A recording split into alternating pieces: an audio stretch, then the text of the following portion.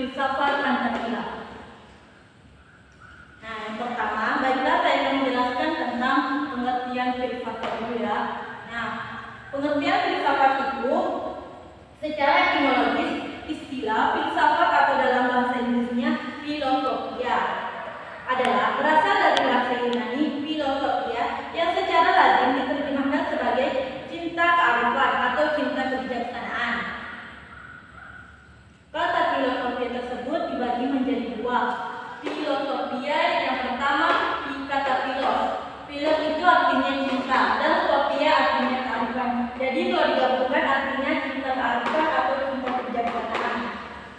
Nah, dan yang kedua pengertian Pancasila.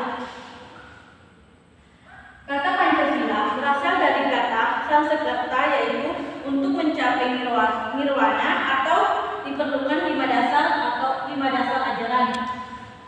Yang pertama ialah jangan mencabut nyawa makhluk hidup.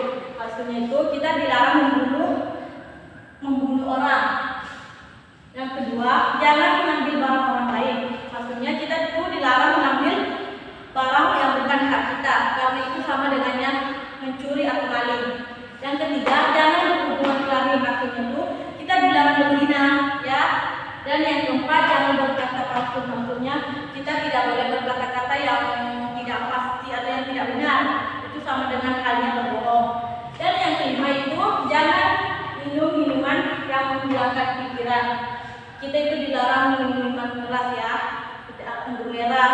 Kalau minum minuman anggur merah itu terlalu banyak, itu dapat menyebabkan pikiran kita hilang. Yang ketiga, fungsi utama filsafat Pancasila. Fungsi utama filsafat Pancasila. Pancasila ini terbagi menjadi 3. Yang pertama, filsafat sebagai pandangan hidup bangsa Indonesia. Nah, maksudnya setiap bangsa yang ingin berdiri kokoh dan mengetahui dengan jelas ke arah tujuan yang ingin dicapainya sangat memerlukan pandangan hidup atau filsafat hidup. Dengan pandangan hidup inilah suatu bangsa akan memandang persoalan-persoalan yang dihadapinya dan menemukan arah serta cara bagaimana menemukan persoalan-persoalan tadi.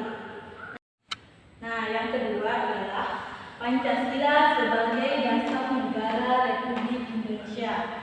Maksudnya tuh Pancasila yang dikukuhkan dalam sidang 1 dari BPKK pada tanggal 1 Juni 1945 adalah dikandung maksud untuk dijadikan dasar bagi negara Indonesia merdeka. Adapun dasar itu haruslah berupa suatu filsafat yang menyimpulkan kehidupan dan cita-cita bangsa dan negara Indonesia yang merdeka. Nah, yang ketiga, fungsi utama filsafat Pancasila itu ialah filsafat sebagai jiwa dan kepribadian bangsa Indonesia. Maksudnya, menurut Dewan Perancang Nasional, yang dimaksud dengan kepribadian Indonesia ialah keseluruhan ciri-ciri khas bangsa Indonesia yang membedakan bangsa Indonesia dengan bangsa-bangsa lainnya.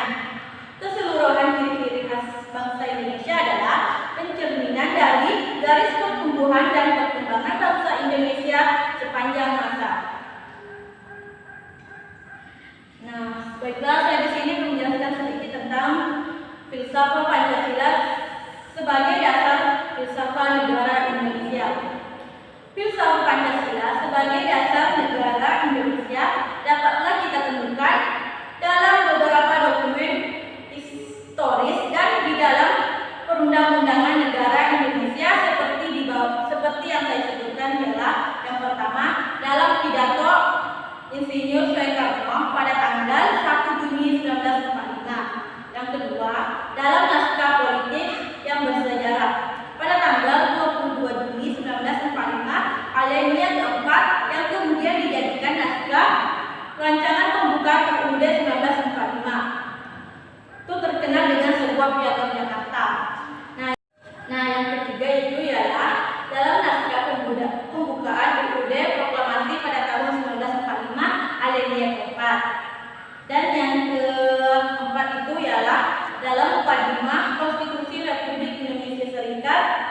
pada tanggal 27 Desember 1945 alinea C4 juga.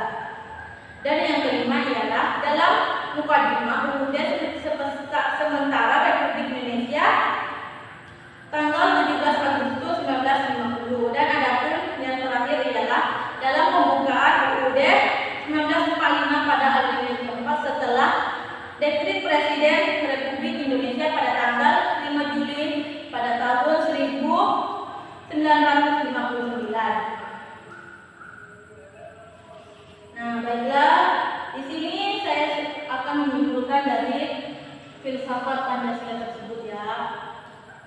Nah, kesimpulannya, filsafat Pancasila adalah hasil berpikir atau pemikiran yang sedalam-dalamnya dari bangsa Indonesia yang dianggap dipercaya dan diyakini segala sesuatu yang paling benar, paling adil, paling bijaksana, paling baik dan paling sesuai bagi bangsa Indonesia.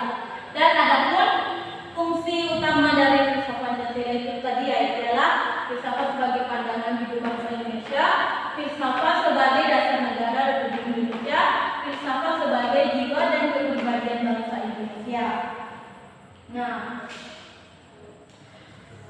filsafat Pancasila sebagai dasar filsafat negara Indonesia, hal tersebut dapat dibuktikan dengan ditemukannya dalam beberapa dokumen historis dan di dalam perundang-undangan negara yang seperti saya sebutkan tadi. Nah, baiklah.